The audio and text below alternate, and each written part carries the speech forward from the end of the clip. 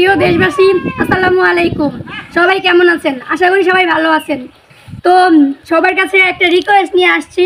তো রিকোয়েস্টটা হলো, অনলাইনে পাত্রী খুঁজতেছি আমার বাবাকে বিয়ে করানোর জন্য।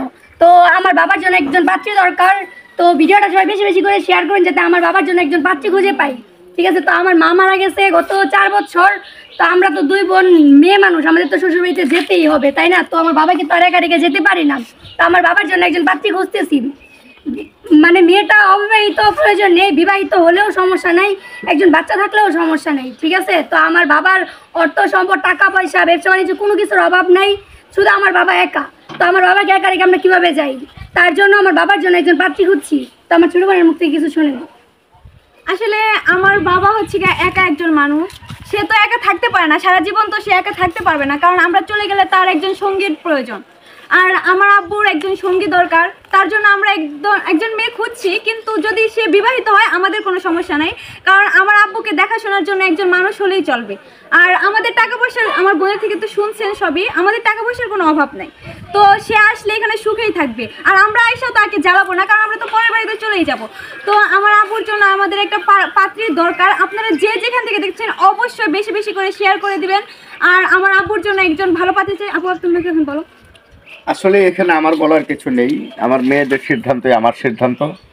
মূল বিষয়টা হলো যে বর্তমান চলতে গেলে একজন, যেহেতু আমার বয়স হয়ে গেছে, এই মুহূর্তে আমার পাশে যদি একটা সঙ্গী আমার না থাকে তাহলে আমার চলাফেরাটা বিশাল কঠিন হয়ে যায়। কারণ একদিক দিয়ে জামা কাপড় ধোয়া, রান্না ভাড়া করা, পাকশাক করা, এবং আমি অসুস্থ বিছনায় পড়ে গেছি, আমার পাশে একজন সেবা করার মানুষের প্রয়োজন।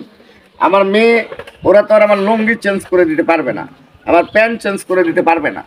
এই জন্য আমি সবাইকে রিকোয়েস্ট করব, অনুরোধ করব, যাদের সামনে ভিডিওটা যাবে সবাই একটু শেয়ার করে দেবেন, যাতে আমি ভালো বংশের একটা ভালো মেয়ে পাই। আমার সংসারটাকে সে যাতে নিজের মনে করে নেয়, এবং তার যদি কোনো চাহিদা থাকে যে আমি 2 দিন পরে মারা যাব, এরকম কোনো ভয়ভীতি যদি তার ভিতরে থাকে যে আমি অল্প দিনের জন্য সংসারে যাব না, আমি অবশ্যই তাকে রাজি খুশি করানোর জন্য প্রয়োজনে আমার ঢাকায় একটা বাড়ি আছে, বাড়িটা লিখে দেবো, ওই বাড়িটা আমার বিভিন্ন নামে দিয়ে দেবো, যদি সে রাজি থাকে। তা আশা করি আল্লাহর রহমত সুখেই থাকবে। যেহেতু আমার আর কোনো ছেলে সন্তান নাই, আমার এই 2টা মেয়ে 2টার প্রতিদিনই ঘর আসতেছে বিয়ের, কিন্তু আমাকে একা রেখে ওরা যেতে চাচ্ছে না বিদায় আজকে মেয়েরা এই সিদ্ধান্ত নিয়েছে। তো আমি আর সময় বাড়াবো না, যদি কারো কাছে ভালো পাত্রী থাকে অবশ্যই মেহেরবানি করে আমাদেরকে একটু আমাদের সাথে যোগাযোগ করবেন, ভিডিওটা শেয়ার করে দেবেন, আমরা ফোন নাম্বার স্ক্রিনে দিয়ে দেবো। ফোন নাম্বারে যোগাযোগ করে অবশ্যই আমাদের বাড়িঘরের ঠিকানা আমরা এই ভিডিওর মাধ্যমে জানিয়ে দেব। তো মেহেরবানি করে সকলেই একটু ভিডিওটা শেয়ার করে দেবেন। সবাই ভালো থাকবেন।